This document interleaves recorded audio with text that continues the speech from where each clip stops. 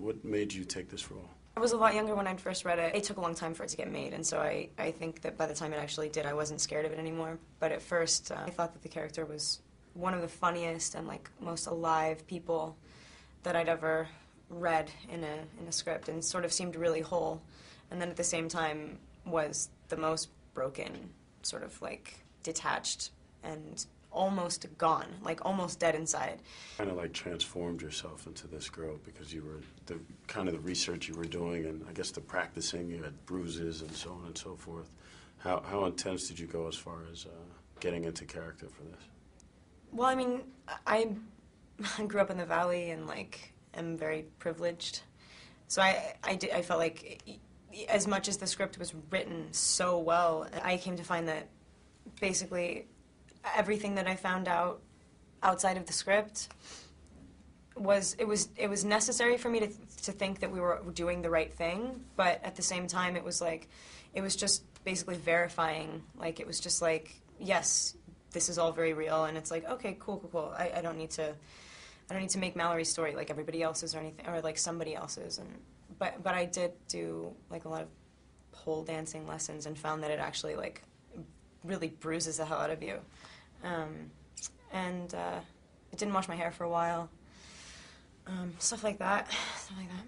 Did you do some club visiting out in L.A.? Yeah, we did. It was really funny, actually. I went with Jake, the director, and our costume designer. And so it was a strange group of people to walk into a strip club in the middle of the afternoon. This guy actually offered me.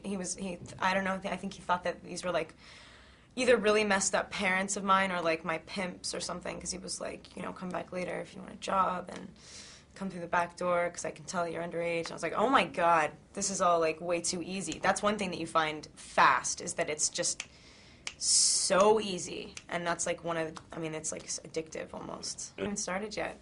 Okay. We're rehearsing in Baton Rouge. I hear there's a new villain kind of coming out to mess with you a little bit. I mean, there are a couple. There are a lot of new characters in the next one. Any you can talk about, or no? Well, I mean, they haven't really been. I haven't met them yet. I can't. I mean, like there are different families. I mean, like the Denali clan are sort of, they're not enemies, but like they're like I can't wait to see. I can't wait to like meet everybody and get started. But like, to be honest, like the villains are sort of like the same villains. It's the Volturi are back. Dakota's gonna come like try to kill me again, which is gonna be fun. Yeah. And working with Gandolfini, how was that? It was good. It was really good. He intimidates everybody a lot. And I think maybe just because of like the parts that we were playing, we had so much fun together. We were like Doug and Mallory. Like, I feel like I could have like swung around. Like, it was like, Jake always told us he loves The Jungle Book, and that's also like one of my favorite movies. And it's like Mowgli and Baloo.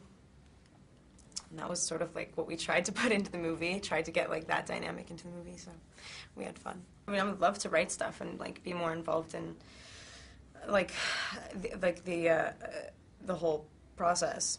But like, the more you work with really good people, the more you realize at this age that you should totally wait and get better and smarter. I'm really happy to be able to share this whole thing with so many people, which Twilight has given me the opportunity to do, because a lot of times, you know, you put everything you have into something and it goes nowhere, and that sucks. I have Twilight to thank for that. So. In dealing with all the celebrity, are you able to deal with all the rumors and all the nonsense? Everybody's matching you up with somebody.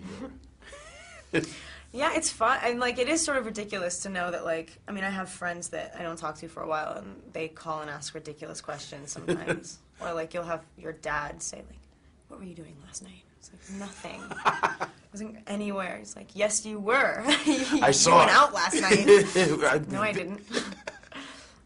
So that's a trip, but you know. What kind of crazy phone calls? I know there's the you dating Rob thing, but. Well, I had my grandparents call my mom when the people thought I was pregnant for a while. I don't really know why, but yeah, my grandparents called and they were like, "Oh my God, Kristen!" Like, they believed it. They absolutely believed it, and my mom instantly was just like, "Are you kidding? Like, you guys, it's not. You have to stop reading, you know, magazines in the grocery store. It's not true."